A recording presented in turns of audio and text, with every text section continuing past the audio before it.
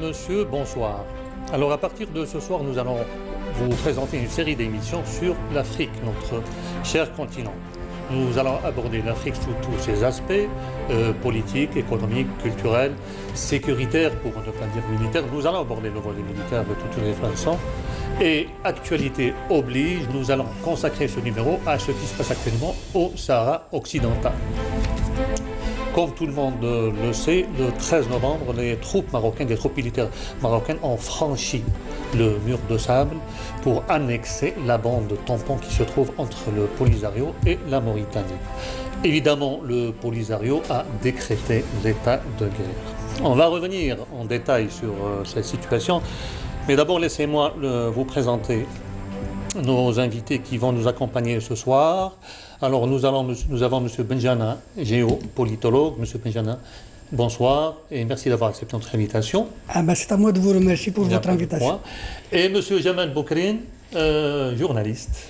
Merci pour l'invitation et j'espère que cette série d'émissions nous apportera les éclairages qu'il nous faut, qui nous manquaient. Donc je disais en début de l'émission, le Maroc vient de franchir le Rubicon, comme on dit, en annexant unilatéralement les cessez-le-feu décrétés en 1991. Le Polisario ne pourrait pas rester les bras croisés et a décrété automatiquement l'état de guerre. Alors ma première question, M. Benjamin, est-ce que devant cet état de fait, les choses ne risquent-elles pas de s'empirer? Elle va s'empirer certainement. Certainement parce que, tout d'abord, le Polisario est resté oisif depuis 1991, depuis le cessez-le-feu, tenant compte des accords de cessez-le-feu qui ont été ratifiés par le législatif marocain, les deux chambres, le royaume marocain, l'ONU ainsi que l'Afrique. Justement, on va revenir. Donc ceci dit, ces accords pratiquement avaient une assise, sinon un socle juridique très très important sur lequel le Sahraoui avait attendu tout ce temps pour que le Maroc se décide à aller vers un référendum sur l'autodétermination de ce territoire qui reste malheureusement jusqu'à présent en Afrique occupé. Mais le Maroc a de tout temps, enfin revenir tout à l'heure, il a de tout temps refusé l'idée du référendum. Monsieur, faut-il souligner que ce territoire est un territoire compte tenu du droit international, c'est un territoire qui reste en position de territoire autonome non réglé. Ceci dit, toute activité à l'intérieur de ce territoire est illégale. En plus de ce que s'est passé dernièrement par le franchissement du mur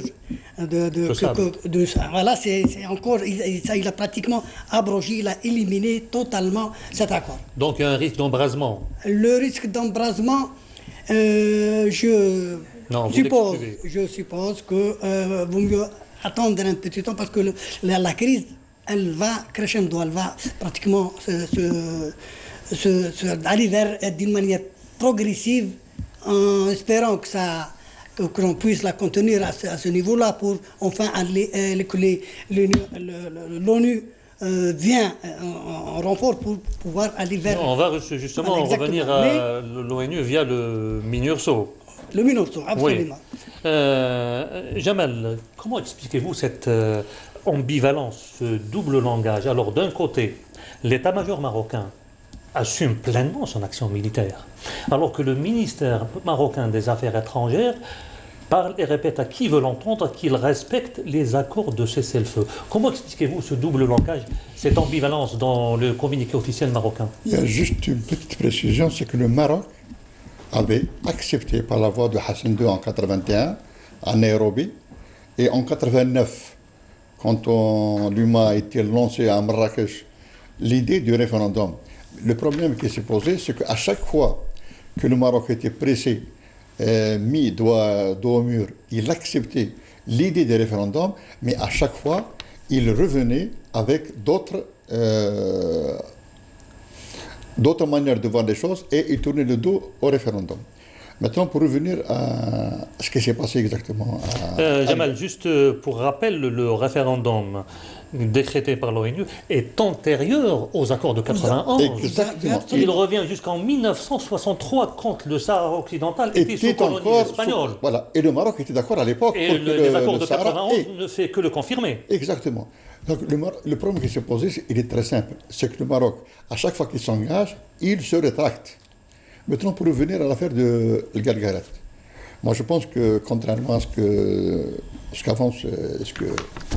pense mon ami Benjana, c'est que la situation ne peut pas aller plus loin au Sahara occidental actuellement, pour une raison fort simple. Pour faire une guerre, il faut avoir les moyens. Il faut avoir une économie. Le Maroc n'a ni les moyens, ni l'économie qu'il faut pour faire une guerre. Aujourd'hui, la situation économique au Maroc, elle est lamentable. Il n'arrive plus à avoir ses touristes, 7% du PIB. Il n'arrive plus à vendre sa drogue. C'est ce qui explique le Guelguerat. La drogue au Maroc ramène quelque chose comme 23 à 25 milliards de dollars. Quand même.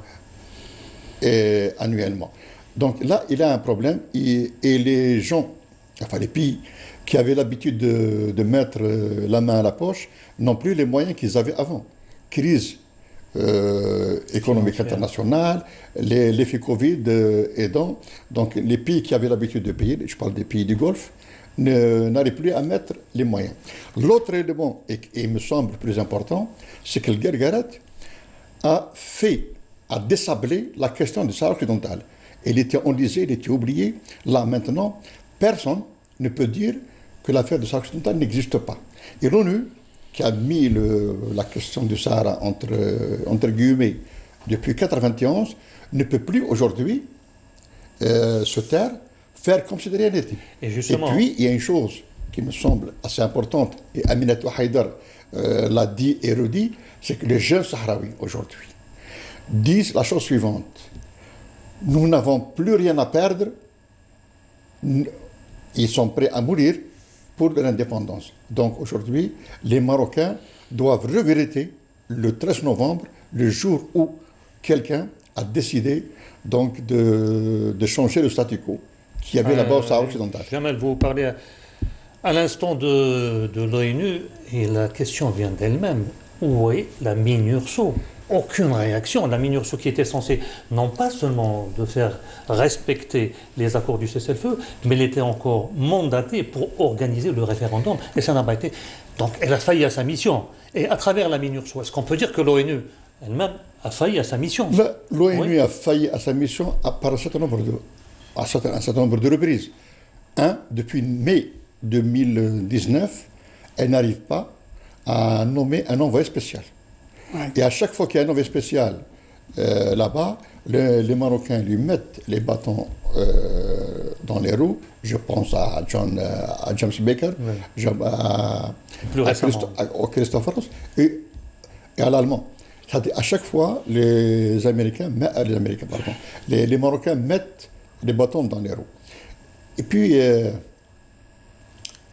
la MINURSO, elle n'a jamais accompli la mission pour laquelle elle a été créée, à savoir l'organisation du référendum. Elle est devenue avec le temps une mission de maintien de la paix, qui est généralement dirigée par les Français au niveau des Nations Unies, et elle est devenue une police là-bas. Et de police, donc elle a oublié sa mission, qui était donc de préparer le référendum.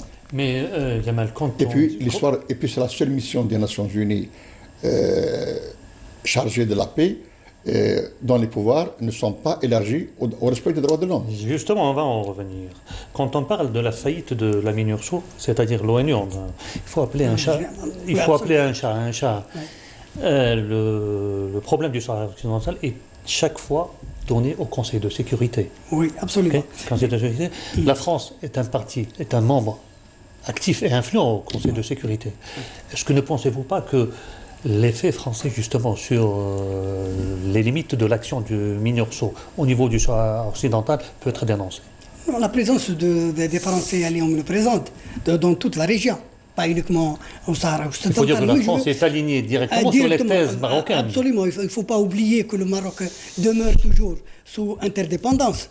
Cette interdépendance du Maroc envers la France, bien sûr, fait que la France elle est là pour soutenir le Maroc dans le cadre de tous ses intérêts géostratégiques. C'est ce que je voulais dire, Jamal. En ce qui concerne la crise qui a été récemment, bien sûr, c'est que la crise, généralement, elle ne prend pas directement l'ampleur qu'il faut. Elle part toujours d'une manière graduelle. Ceci dit, il est possible, je dis bien, comme vous venez de le dire, que la région et les pays qui actuellement entourent le Sahara occidental, compte tenu de la situation particulière qui sévit actuellement, puissent ralentir l'éclatement d'un conflit généralisé au niveau de la région. C'est ce que je voulais dire. Mais, en ce qui concerne les Sahraouis, c'est une occasion offerte, M. Jamal, inédite, pour aller vers la demande, l'exigence que l'ONU s'ingère d'une manière effective pour régler le problème du Sahara. Voilà ce que je voulais dire. Pardon, mais puisqu'on parle de la faillite, Jamal, monsieur, on parle de la faillite de la Minurso. Alors il y a une question aussi que tous les politologues se posent. Alors pourquoi, à votre avis, le Maroc a de tout temps repoussé une médiation de l'Union africaine, prétendant que le dossier du Sahara occidental est du ressort exclusif de l'ONU, bien sûr, qui a mandaté la Minurso et qui a failli à sa mission? Oui, absolument. Mais, M. Chorfi, faut-il savoir que l'ensemble des pays, ou la plupart des pays africains sont...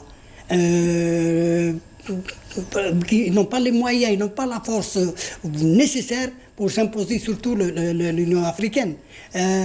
D'ailleurs, même les crises actuellement, pourquoi ramener le MINURSO de l'extérieur alors que le CPS de l'Union africaine a les moyens de mettre des troupes d'interposition, des troupes de maintien de l'ordre au niveau du Sahara occidental. Pourquoi aller vers l'ONU pour avoir ces troupes? Donc, ceci dit, il y a toujours une ingérence extérieure qui veut maintenir cette situation dans un état de statu quo et la faire glisser vers l'oubli. À mon sens, je crois que c'est ça l'arrière-pensée du Maroc et de celui qui le soutient. Donc prendre le temps nécessaire et aller pas à pas en annexant Karkarat et ainsi de suite, aller vers les frontières mauritaniennes pour pouvoir débloquer la situation de crise économique et sociale que vit actuellement le Maroc. Non, parce qu'il y a aussi il y a deux choses qui me semblent assez importantes pour le Maroc. La première, c'est que l'Union africaine reconnaît la République sahraoui. Oui, en tant que ce qui n'est membre pas le cas de l'ONU. Pour l'ONU, c'est un territoire colonisé. Ça, c'est le premier élément. Le deuxième élément, c'est l'ONU qui a vocation à organiser des référendums d'autodétermination.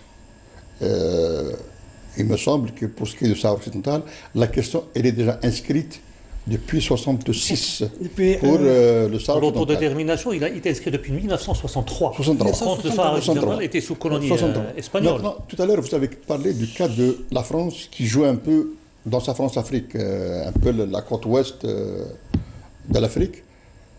Je pense que cette fois-ci... Qui est à fond avec les thèses marocaines. Je pense que cette fois-ci, si les associations de soutien aux Sahraouis, si le Front Polisario joue assez bien la carte médiatique, aujourd'hui, parce qu'il y a aussi un élément qui est très important, c'est que les Marocains n'auront plus le soutien de l'étape Biden, l'étape Trump est partie. Justement. Avec Joe Biden qui arrive, les données risquent de changer en Afrique, notamment dans le monde arabe. Mais je reviens pour ce qui est de la France, c'est que l'Europe a eu l'effet Liban, l'effet Libye.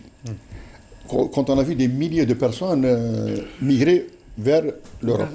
Aujourd'hui, l'Europe ne peut pas se permettre que la crise au Maghreb s'amplifie de peur de se retrouver devant une population. C'est ce qui pourrait peut-être poussé un certain nombre de l'Union européenne à faire pression sur un de ses membres, la France, pour qu'elle ne soit plus ce soutien inconditionnel au Maroc à chaque fois qu'il y a un vote au Conseil de sécurité. Justement, en parlant des soutiens inconditionnels, M. Benjane, pour le Maroc au Sahara occidental, il y a un dernier communiqué du Polisario qui dit, qui menace ouvertement, carrément, que si d'aventure, si toutefois le Maroc introduit des troupes militaires ou des civils dans la zone tampon, c'est-à-dire entre Guerguerat et la frontière mauritanienne, là, ce serait la guerre générale. Alors, à votre avis, est-ce que le Maroc peut dépasser cet extrême et mettre et le Polisario et en fin de compte la communauté internationale devant le fait accompli? Voilà, c'est ce que je vous disais tout à l'heure au début, que cette situation, elle est très très délicate. Vous venez de le dire, M. Jamel, pour les Européens et pour les pays de la région. Donc, le Maroc, moi, je dirais qu'il va faire marche arrière, il va essayer de faire marche arrière, il va essayer de peut-être lâcher quelques promesses pour les Sahraouis, pour pratiquement les calmer. Il est pour, faut-il le rappeler, pour l'option de l'autonomie que le Polisario rejette de fond en comble. Totalement, absolument. Ouais. Donc, ceci dit, donc, le Maroc va essayer de s'aligner en quelque sorte, d'apaiser la situation pour ne pas aller vers un affrontement. L'affrontement, faut-il le dire, il est catastrophique pour la région. Mais il est très très profitable pour les Sahraouis parce que c'est le moment ou jamais de se faire entendre par l'ONU, par l'opinion publique internationale. C'est des peuples, faut-il le dire, que le Maroc divise le Sahara occidental par un mur de sable, qui s'appelle le mur de la honte, qui fait pratiquement 2700 km. 2700 km. Voilà. Il est armé de presque 2,5 millions mines antipersonnelles et anti-chars, plus les radars d'observation, les radars de contrôle des mouvements, plus les tours de contrôle des mouvements Tali Sahraoui, et ainsi de suite. Donc, même la société saharienne, à l'intérieur, elle est des familles divisées, qui souffrent actuellement. Les familles ne peuvent pas se contacter, sauf par des brèches que le régime marocain contrôle strictement. Et ceux qui rentrent sont soumis à des pressions pour pouvoir revenir. Et là, les Sahraouis vivent l'enfer à l'intérieur du Sahara occidental. Tous ces malaises sociaux de la société ou du peuple sahraoui font que les Sahraouis ne vont pas s'arrêter. Ils ne vont pas s'arrêter là, ils ne vont pas faire marche arrière, ils vont écouter personne. Ils vont aller vers l'amplification des hostilités jusqu'au point où il va y avoir des échos de la part de l'ONU et de la société internationale. L'ONU ne peut pas aujourd'hui ne pas faire pression sur les deux parties pour retourner au moins en négociation, avec un calendrier et éventuellement un agenda précis. D'où la question qui se pose d'elle-même, c'est-à-dire que, en fin de compte, le dossier du Sahara occidental est bloqué au niveau du Conseil de sécurité et non pas au niveau de l'ONU. Et quand on dit le Conseil de sécurité, on dit la France et les États-Unis. Alors, pour rappel, la France est alignée jusqu'au bout sur les thèses marocaines. Les Américains soutiennent du bout des lèvres la solution de l'autonomie. Oui. Okay. Ils ne sont pas pour l'annexion totale, mais ils sont pour la solution de l'autonomie. Est-ce que vous pensez que ces deux pays, quand même assez importants au niveau du Conseil de sécurité, que sont la France et peuvent influer sur le cours des choses? L'influence, elle est certaine, mais le peuple sahraoui, actuellement, c'est un peuple qui n'a pas les moyens, qui n'a pas le seul moyen qu'il peut y avoir, c'est aller vers la guerre, c'est aller vers les hostilités, de manière à obliger ces deux puissances, comme vous venez de le dire, de trouver des solutions. D'ailleurs, monsieur, vous savez que l'ONU, dans ses résolutions, par le biais du comité de gestion du pays colonisé, de l'indépendance des pays colonisés, s'appuie sur trois éléments essentiels. Un, la souveraineté et l'indépendance. Deux, c'est la dépendance d'une entité souveraine, soit annexée. C'est le seul pays encore à ne pas être décolonisé. Soit aller directement vers l'autodétermination. Les trois éléments ne sont pas respectés dans ce cadre-là pour les Sahraouis. Et les choses demeurent de jour en jour, d'année en année. À mon sens, le Maroc veut ou pousse les Sahraouis vers l'oubli. C'est une fuite en avant, d'après vous. Pardon? C'est une fuite en avant. C'est une fuite en avant. Il pousse les Sahraouis vers les abysses de l'oubli et en fin de compte aller vers... C'est-à-dire le fait accompli. Le fait accompli, voilà, absolument. Jamal, donc il y a des pôles internationaux qui disent que le Maroc, quand il réclame ses provinces du Sud, comme ils disent Aqalim, les provinces du Sud, alors qu'au nord du Maroc, il y a deux villes qui sont totalement sous domination étrangère, c'est-à-dire espagnole. En fait, le Maroc veut dévier, je parle du palais royal, pas le peuple marocain, veut dévier par tous les moyens l'attention et de son armée et de son peuple vers le sud. Hassan II le père l'a fait en 1975, quand il a fait la marche verte. La marche verte, oui. Pour faire oublier les deux tentatives de coup d'État, 71, 72, il met ses militaires vers le sud pour ne plus voir le palais, et il met son peuple vers le sud. C'est pour permettre à son palais, donc de ressouder son palais, de faire contenir disons de continuer et nettoyer et envoyer tous les mécontents vers le sud. Aujourd'hui, le Maroc n'a pas changé, le fils n'a pas changé. Il y a des problèmes monstres actuellement à l'intérieur du Maroc. On veut dévier l'opinion vers le sud parce qu'il y a effectivement de plus en plus de jeunes Marocains qui disent que nous avons deux provinces à libérer. C'est Ceuta et Melilla, deux villes ou deux provinces, bon, du moins deux entités à libérer. Et là, pour les faire oublier, on est sans voix. Alors que la logique aurait voulu que le Maroc soigne ses relations avec le Sud, avec le Sahara occidental. Parce qu'il ne faut pas oublier que les Sahraouis étaient disposés à aller dans leur coopération aussi loin que les Marocains le souhaitaient, à condition qu'ils acceptent le référendum. Mais connaissant les résultats du référendum d'avance... Mais Jamal, il y a beaucoup de facteurs exogènes dans cette situation au Sahara occidental. Et là, je reprends ce qui a été dit récemment, l'ouverture des consulats arabes peut-être, un certain nombre de pays africains. Alors, quand je dis arabe, il faut appeler un chat, les Émirats arabes unis ont ouvert un consulat. Il y a Israël sous couvert de... Voilà. C'est des boutiques israéliennes avec un drapeau émirati. Il y a et vous, tout le monde le sait, il y a une dynamique actuellement qui se prévaut actuellement au niveau du Golfe, c'est-à-dire ce qu'on appelle communément la normalisation. La normalisation avec Israël. Ne pensez-vous pas qu'il y a une connexion d'idées, d'intérêts aussi, c'est-à-dire la reconnaissance d'Israël et l'ouverture d'un consulat à Dakhla? Au fait, l'ouverture du consulat rentre dans un... C'est un peu une des conséquences, c'est une partie du deal signé entre les Émiratis et Israël. On peut aller plus loin même, on peut l'intégrer dans ce qu'on appelle l'accord du siècle. Les Émiratis qui agissent aujourd'hui avec un certain nombre de pays du Golfe pour le compte d'Israël ont ouvert un consulat dans une ville où il n'y a pas un seul Émirati, c'est unique dans les annales de l'histoire.